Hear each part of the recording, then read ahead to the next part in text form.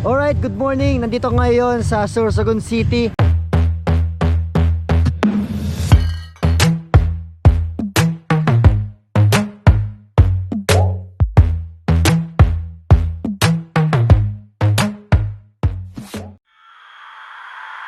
Take me out to California.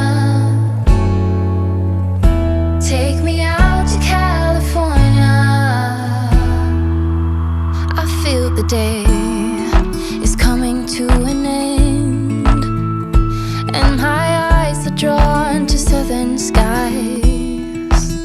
And all the while I was trying to pretend the promised land was there beyond the great divide.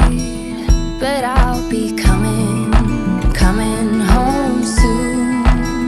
Yeah, I'll be coming home soon. So take me out to California, where the sun is always high, where the streets are paved with gold and no one ever gets old. I'll be longing for that day till you come and take me home, California, California. Alright, good morning. Nandito ngayon sa Sorsogon City, isa sa napakagandang lugar dito sa Bicol. Itong ginakatayan ko, ito yung mismong Sorsogon Park.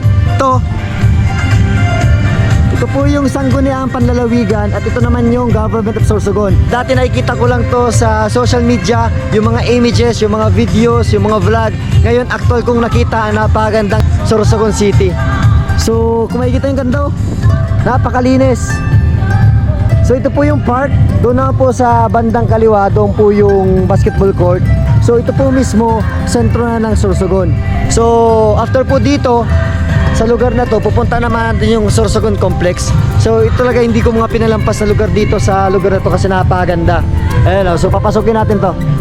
Ayan, Government of Sorsogon. So ang ganda dito sa lugar na to. Halos 4 na oras kami nagbiyahe simula sa Naga hanggang dito sa lugar na to. So ito yung papasok sa building na to. So ang ganda, oh.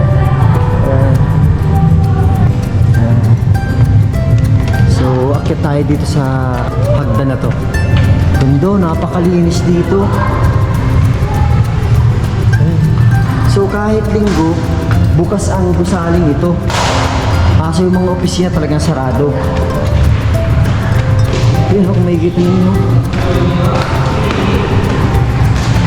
Ganda ng pagkagawa. Pinukit lang to. So ito yung legal office, conference room, provincial nutrition council, so breast room. So napakaganda. ICT server room. Maganda. Ito yung gitna ng gusaling ito. So linis, pulang-pula yung saig. Ito naman internal audit unit, provincial agriculturist.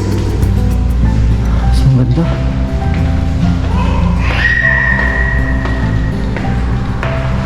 So first time ko makapunta sa Sorsogon at sumasabi ko, napakagandang lugar to. Yun, no? Si Cheese Escudero.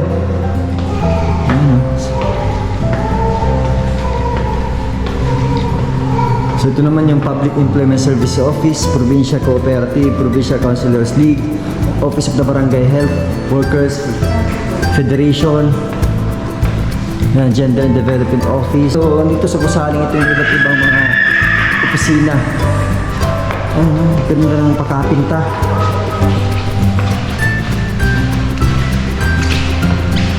Ito naman elevator. Kung ayaw na mag-elevator, pwede naman dito gumamit ng hagdan. Halos kasama kong buong pamilya ko. Si Kais nasa likod ko. Malinis, tahimik, and so Office of the Governor. Ito naman yung opisina ng Governor. Kada dingding meron mga pinta. Ayan, oh. Napakagandang sining. Ayan. So, chandelier.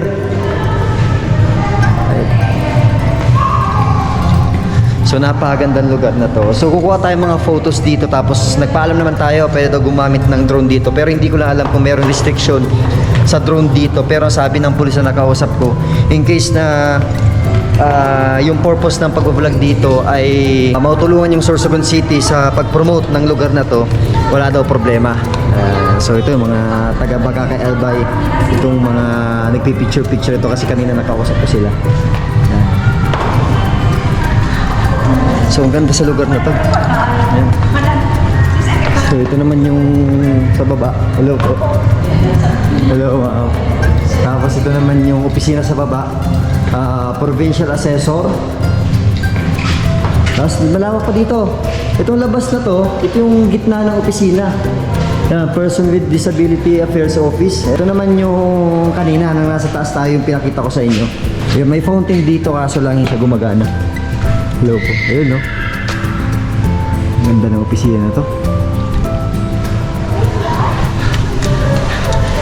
Nakakamanghalang opisina nito kasi talagang napakalinis at napakaganda. So hindi ko alam kung gaano kalaki ito, pero pagpasok namin dito sa lugar na to, dami. Meron pa doon sa dulo, meron din dito sa parting kaliwa ko. So talagang napakalaki. So labas tayo para makita nyo.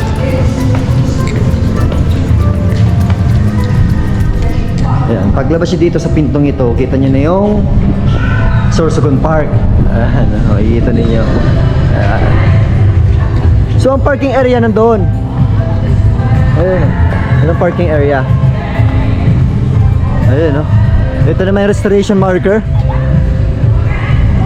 Kung makikita nyo, yung kalsada, walang kadumi-dumi, napakalinis.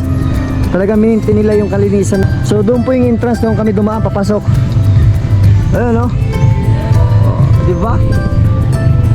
Ang galing. Doon na po yung Sorsogon Gymnasium, yung may mga punong kahoy na yon.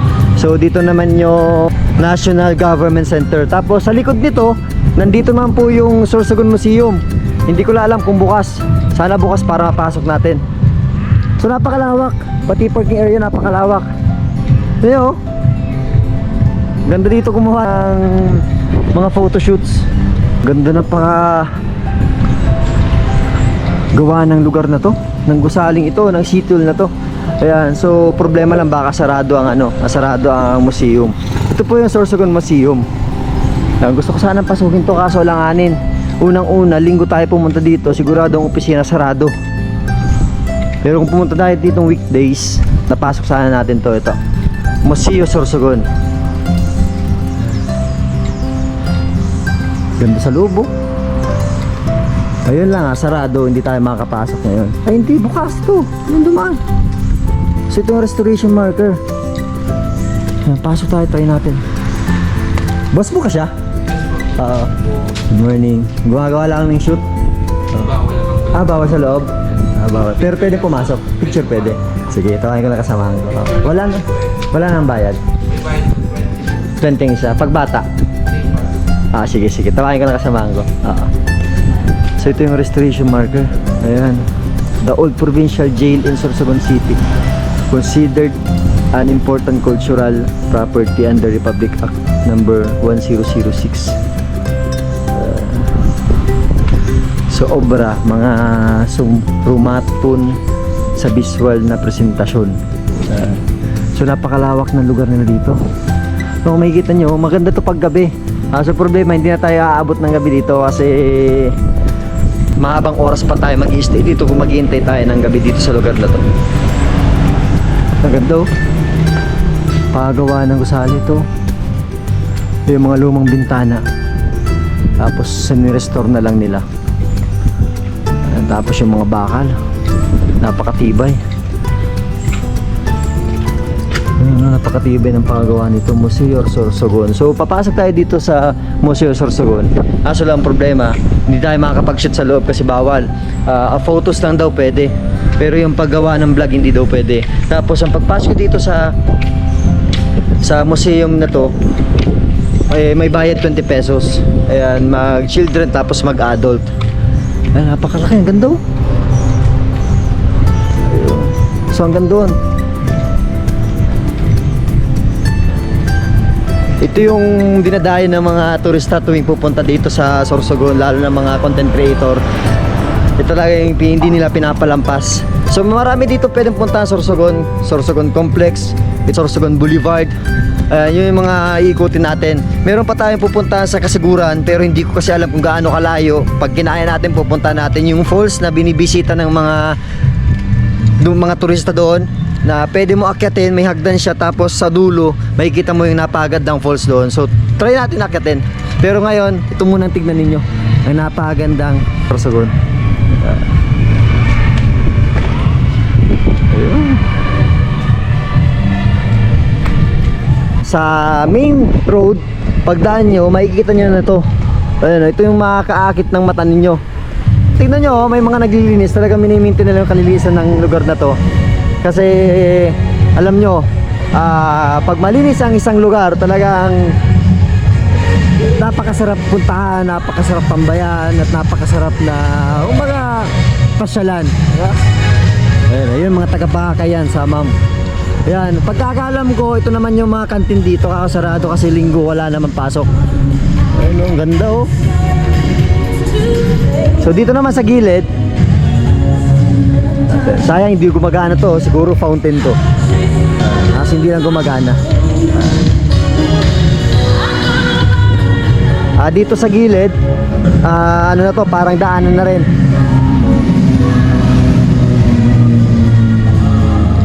Ang ganda oh. Daanan na siya. Ayan. Dadaan doon, pwedeng lumusot doon, pwedeng dumaan din dito, pwedeng lusot hanggang doon. Ganda. So, yun, ito yung unang lugar na pinuntahan namin dito sa Sorsogon City. So, after nito, pupunta naman natin yung Sorsogon Complex. Yun naman i-shoot natin. Kukuha natin ng drone shot. And then, pupunta naman natin yung Sorsogon Boulevard. Paikot lang daw to. Inuna muna namin to para at least simula dito hanggang Sorsogon Complex, hanggang Coastal, dire-diretso kayo pa uwi na aga. So, pabalik kami. Ayan. So, yun. Paalam na ako, si Papa EJ to. Peace out.